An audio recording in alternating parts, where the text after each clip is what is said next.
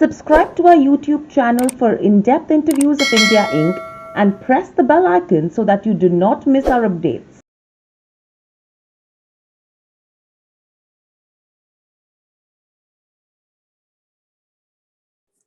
Hello and welcome to Nirmal Bang, ladies and gentlemen. I'm Hiral Daria. We have with us Mr. Mahendra Jaju, CIO at Fixed Income Mirai Asset Investment Managers, joining in.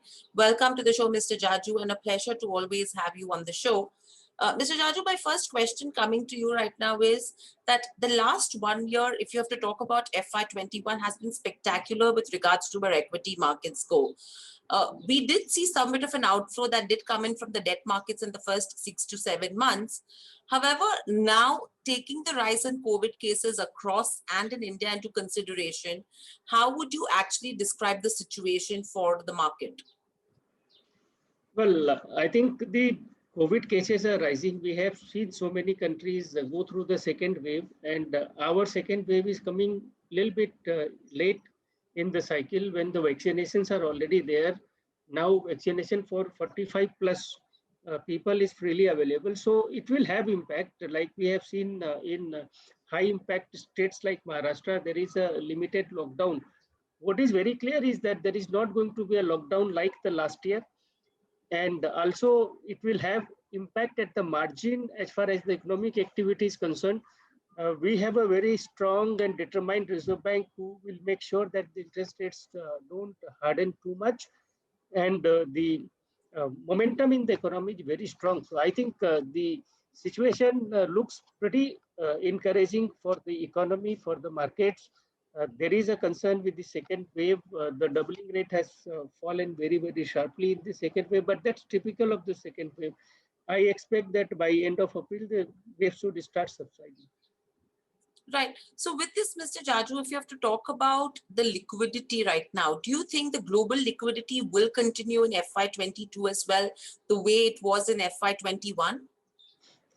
Well, I think the global central banks are determined to keep injecting liquidity. If you look at the ECB, European Central Bank, in the last meeting, they said they will prepone their scheduled purchases under their quantitative easing program. So whether you look at Fed or the ECB, everyone is determined to inject liquidity if and when required.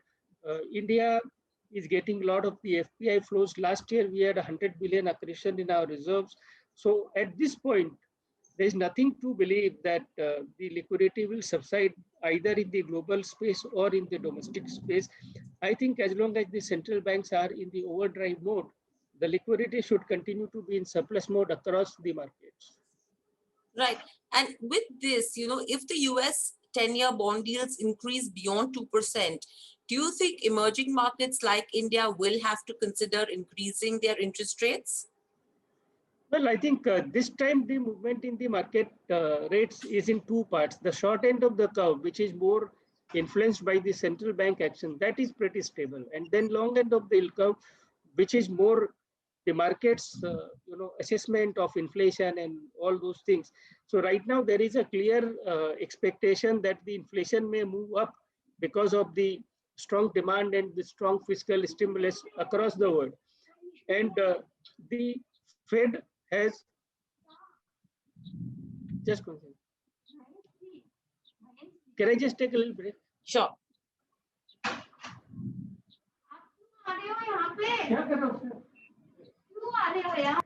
No Okay. problem.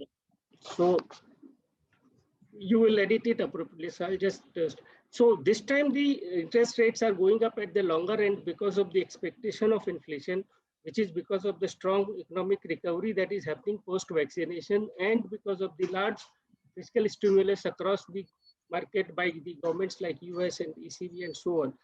And therefore, uh, as far as the central banks are concerned, they will not hike rates, including RBI. I am of a very clear view that the Reserve Bank will not hike interest rates anytime in 2021. And there is no question of Fed or ECB hiking rates during this year. Now, the yield curve can get steeper. The long-term rates can go up because of the market's expectation of higher inflation. If the US 10-year yield goes above 2%, which is the wider expectation, It will also have impact on the domestic markets. Like in our case, 10-year yield has already gone up to 6.15 from a low of 5.75. But I don't think it changes anything as far as the central bank policy rates are concerned. Right. So do you think because of the rise in bond deals, there could be a reverse trend for equity markets and money could rotate from equity to the bond markets in India as well?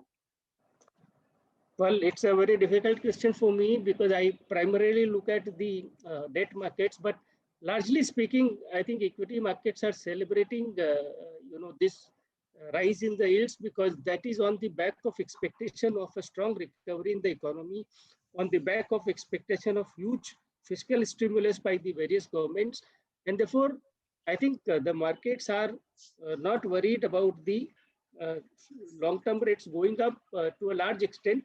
Yes, at some point the equation becomes attractive, so there could be some movement, but I don't see a mass movement from equity to fixed income or vice versa at this point in time.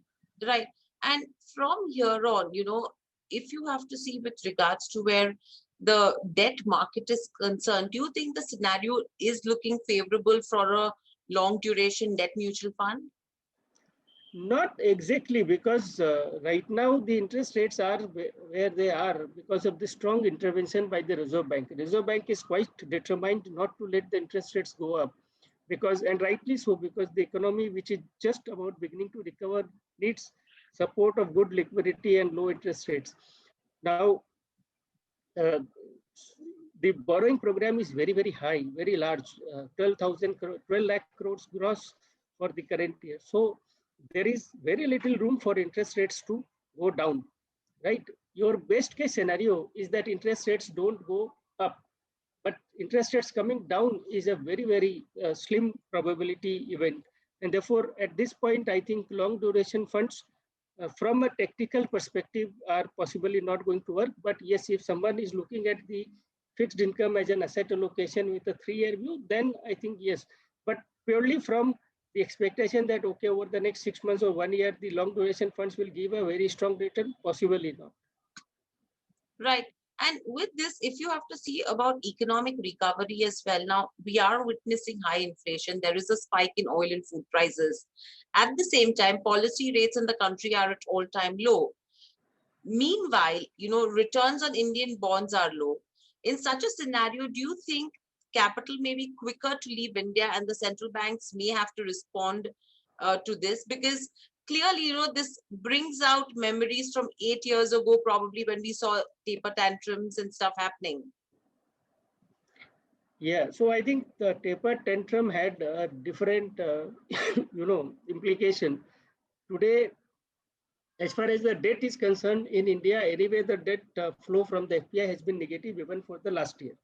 So it's the equity flow which is important from the forex point of view, and the FPI continues to be positive on the equity side. I mean, we have seen slight outflows in the last couple of weeks, but that's not indicative of the big trend. So, in my view, uh, it is not expected that we will have any major catastrophic event which could bring us back the memories of taper tantrum. Please remember that in 2013, taper tantrum was at the initiation of the Fed. They wanted to start withdrawing liquidity.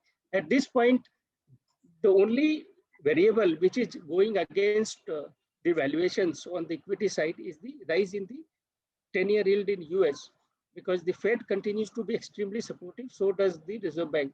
Now that is something which might affect the valuations, but market will also see that if our earnings growth is more than the rise in the 10-year yield or the impact of 10-year yield, then on a net basis, the equities may still look attractive. So I think at this point, to draw that kind of a doomsday scenario is possibly not, the time has not arrived for that right now. Right. And overall, from here on, what's the kind of up move that you're seeing with regards to bond yields? By how many basis points we could move up if you have to take the next 6 to 8 months into perspective?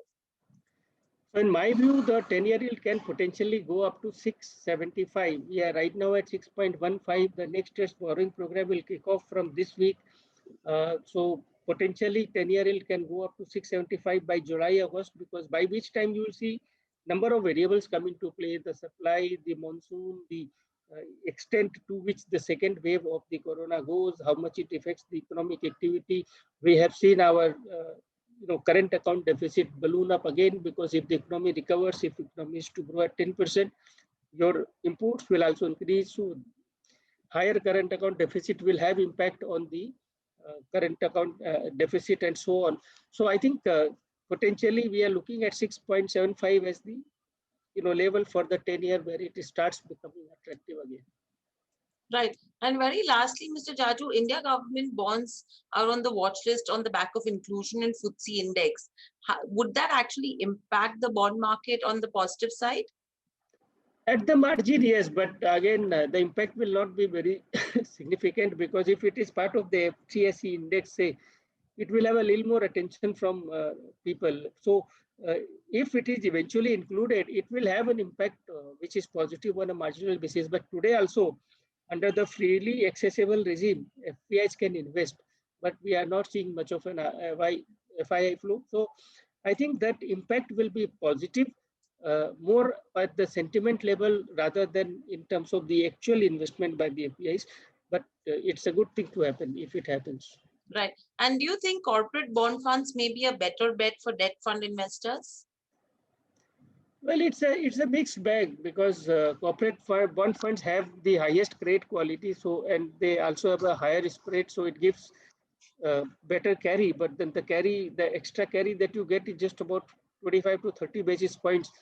On the flip side, if the market conditions deteriorate, then the liquidity in the corporate bond just disappears. So I think I wouldn't say that corporate bond funds have any specific distinctive advantage over the banking PSU funds, which are the other funds in that category. But I think it's a good idea to diversify between banking PSU debt fund and corporate bond fund, the investments by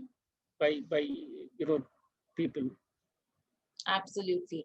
Thanks a lot, Mr. Jaju. Today, I will let you go, taking your health into consideration as well. Pleasure speaking to you, and thank you for sparing this much time as well in such a situation. Please stay safe, and hoping to speak to you soon again. Thank you. Thank you so much.